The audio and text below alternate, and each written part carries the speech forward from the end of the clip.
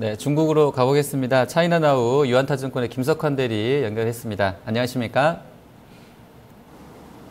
안녕하십니까? 네, 자, 중국이 정말 도와주질 않네요. 오늘도 한 장중에 4% 정도 밀려나게 되면서 우리 시황까지 좀 불편하게 만들었는데요. 자, 오늘 중국 시황 오전장도 좀 많이 밀려서 끝났고요. 오후장에서도 낙폭 키우고 있는데 자세한 시황 점검해 주시죠. 네, 일단 지난 금요일에 발표가 됐었던 주요 실물 경제 지표들이 약간 부진하게 발표가 되는 부분이 있었고, 그리고 오늘 시장을 억누르는 몇 가지 요인들이 좀 있었습니다. 그 내용들을 오늘 간략하게 좀 살펴보도록 할 텐데요. 일단 지난 금요일 후반부에 발표가 됐었던 주요 실물 경제 지표부터 한번 살펴보도록 하겠습니다. 고정자산 투자, 그리고 산업 생산, 그리고 소매 판매와 관련한 지표들이 발표가 됐었는데, 실제 소매 판매를 제외한 고정자산 투자와 산업 생산 지표 같은 경우는 현재 표를 보고 계시겠지만 시장에서 예상한 예상치를 소폭 하회하는 모습이 좀 나타났다라고 보시면 되겠습니다. 그나마 시장의 실질적인 수요를 견인하고 있는 소매 판매 부분이 예상치를 소폭 상회한 부분은 그나마 찾아볼 수 있는 긍정적 요인이었다라고 볼 수가 있겠습니다. 오늘 시장이 3%가 넘는 하락세를 좀 보이고 있는데, 상당히 현재 기술적 관점에서 봤을 때는 크리티컬하게 좀 중요한 분기점에 와 있는 자리다라고 볼 수가 있겠는데요. 이 부분은 좀 잠시 후에 보고, 일단 오늘 시장이 이렇게 좀 급락을 하고 있는 요인을 크게 좀 세 가지 부분으로 나눠서 구분지어서 좀 볼 수가 있겠습니다. 일단 첫 번째는 중국 시장 내 실질적으로 그 기관들의 비중이 크지는 않지만 최근 지수가 올라옴에 따라서 9주 연속 기관에서 순매도 자금이 유출이 됐다라고 보시면 되겠습니다. 그 자금 규모가 무려 1150억 위안 정도이기 때문에 이 기금 또한 상당히 좀 무시하지 못할 만한 정도다라고 보시면 되겠고, 또 하나는 증감위가 주요 증권사들에게 장외 레버리지를 청산하라고 하는 그 데드라인이 계속해서 좀 다가오고 있다라는 겁니다. 현재 표를 통해서 각 장외 레버리지 규모에 따라서 어느 시점까지 청산해야 되는지 좀 정리를 해놨는데요. 일단 10억 위안 미만에 있는 기업 증권사들에게는 9월 11일까지 정리를 하라 그랬고, 물론 단계별로 좀 차이가 있긴 하겠지만 무려 300억 엔 이상의 장외 레버리지를 가지고 있는 회사들 같은 경우는 10월 31일까지 청산하라고 하는 증감위에 일단 공고가 있었습니다. 그렇기 때문에 일단 향후 한 달 정도는 이러한 청산 물량들이 좀 시장에 계속 유입됨으로써 시장의 물량 소화가 계속 나타날 가능성이 있다라고 좀 보시면 되겠고, 또 하나는 일단 최근 반등장에서 역시 직전 고점, 즉 3250에서 3300포인트에 대한 기술적 저항에 대한 부담감, 그리고 이 자리에서 지속적으로 매물이 나오고 있음에 따라서 어느 정도 시장 투자자들의 투자 심리가 상당히 좀 위축이 되어 있는 부분이다라고 볼 수가 있겠습니다. 네, 자 그럼 업종별로 좀 보도록 하겠습니다. 상승률, 하락률, 상위 업종이 어떤 게 들어와 있습니까? 자, 일단은 오늘 시장이 하락함에 따라서 상승하는 업종은 없습니다. 그리고 오늘 하락함으로써 일단 증권업종의 하락세가 상당히 두드러지고 있다라고 볼 수가 있겠는데요.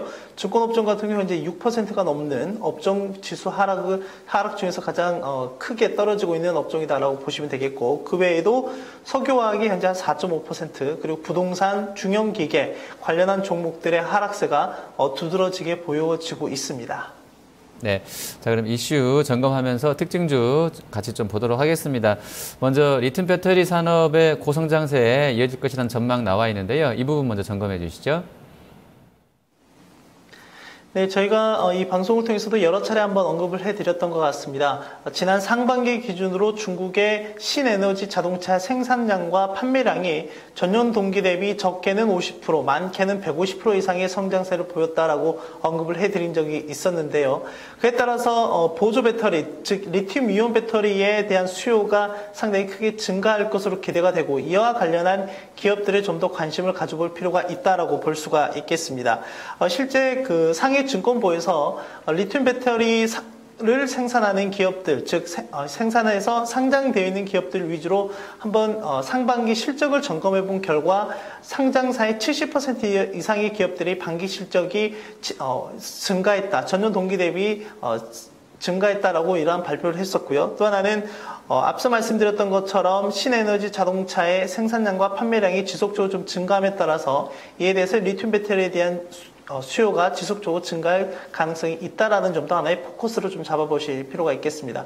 그래서 일단 관련주로는 역시 홍콩에 상장되어 있는 비아적이라고 하는 회사, 그리고 상해에 상장되어 있는 영파33이라고 하는 회사를 좀 잘 보시면 좋을 것 같은데, 일단 두 기업 모두 유상증자를 통해서 최근에 자금 조달을 했고, 이 자금 조달의 사용처를 밝힌 결과가 리튬 배터리를 생산하는 데 집중하겠다라는 점, 그리고 신에너지 자동차 관련한 기술을 개발하겠다라는 부분에 집중이 되어 있다라고 보시면 되겠습니다. 그 점에서 여러분들이 직접 매매가 가능한 영파33의 흐름을 차트를 통해서 한번 간략하게 살펴보시면 좋을 것 같은데요. 일단 영파33 같은 경우는 국내 기업의 LG화학과 좀 비교해 보실 필요가 있겠고, 실제 오늘 장에서는 상당히 좀 부진한 흐름을 좀 나타내고 있고, 지난번에도 언급을 해드렸을 때 일단은 관망의 흐름으로 좀 지켜보시고 향후에 매매 타이밍을 제대로 잡아가시는 게 좋겠다라고 말씀드렸는데, 아직까지 매매 타이밍이 아직 나오지 않았기 때문에 일단 국내 LG화학과 비슷한 기업이 바로 영파33이라고 하는 것과 저 하나 매칭을 시켜 놓으시고, 일단은 향후에 매매 타이밍을 다시 한번 기다려 보시는 게 좋지 않을까 생각이 됩니다. 네, 자 다음 이슈 보겠습니다. 위성항법 장치 및 위치 서비스 산업 발전 백서가 또 발표가 됐다고 합니다. 이와 관련해서는 어떤 종목군들에 좀 주목을 해야 되겠습니까?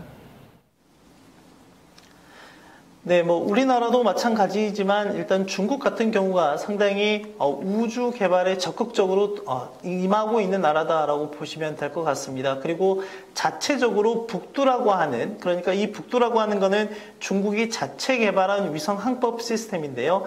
이 부분에 대해서 중국 정부가 주도적으로 이 산업을 개발하고 디벨롭 시키고 있다라고 보시면 될 것 같습니다.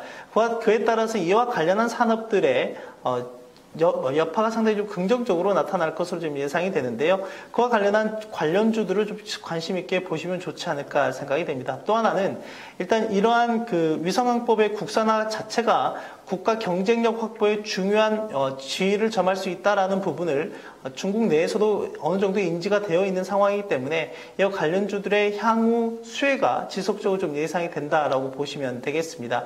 실제 오늘 소개할 기업들 같은 경우는 저희가 지난 항공 군수 관련한 기업들에도 한번 포함이 되어 있었던 기업들이기 때문에 그렇게 낯설지는 않을 것이다라고 생각이 되는데요.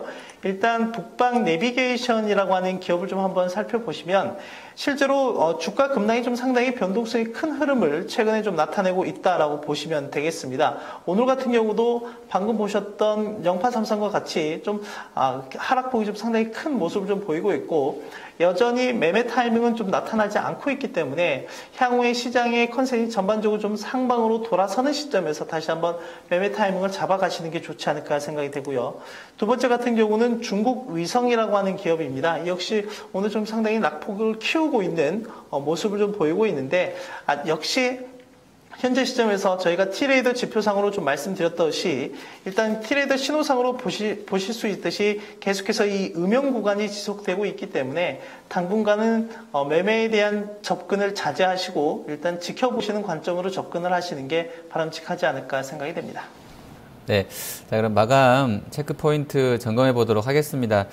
자, 일단 현재 상해 지수 보니까요. 낙폭을 좀 더 키웁니다. 4.45%까지 오늘 저점 부분을 터치하는데요. 3,057.80까지 와 있습니다. 지금 시장에서는 3,000선은 지지될 것이라는 기대감도 있는 상황이었던 것 같은데요. 오늘 한 50포인트 남겨놓은 수준까지 좀 빠르게 내려오고 있는데요. 자, 마감 한 5분 앞두고 있습니다. 자, 어떤 부분들 좀 체크를 하면서 가야 되겠습니까? 자, 일단은 상해 종합지수 같은 경우는 현재 시점에서 상당히 좀 크리티컬한 자리에 와 있다라고 말씀을 좀 드렸던 것 같은데요. 일단 현재 차트 화면을 통해서 좀 설명을 드리도록 하겠습니다. 실제 지난 6월달 이후부터 하락했었던 시점과 현재 시점을 좀 비교해 볼 필요가 있지 않을까 생각이 되는데요. 자, 지금 보고 계시는 것처럼 일단 6월달 이후에 지수가 어느 정도 하락 트렌드를 좀 만들었을 때 이렇게 직전 고점 자리에서 한번 이렇게 조정이 나오는 모습을 좀 보였었다라고 보시면 되겠는데, 지금 자리에서도 역시 최근에 나타나고 있는 이런 양상의 흐름에서도 한번 기대해 볼 부분은 일단 단기 상승 추세가 유지가 되고 있고, 그리고 왼편의 직전 고점이 일단 위치한 자리이기 때문에 단기적으로는 좀 저항의 국면에 있다라고 보시면 될 것 같습니다. 그리고 또 하나는 저점 부근에서 지속적인 반등의 흐름이 나타남으로써 시장의 참여자들 그리고 앞서 말씀드렸던 것처럼 기관 투자자들의 매도 물량들이 지속적으로 좀 출회하면서 직전 고점을 돌파하는 데 상당히 좀 어려움이 있다라고 볼 수가 있겠습니다.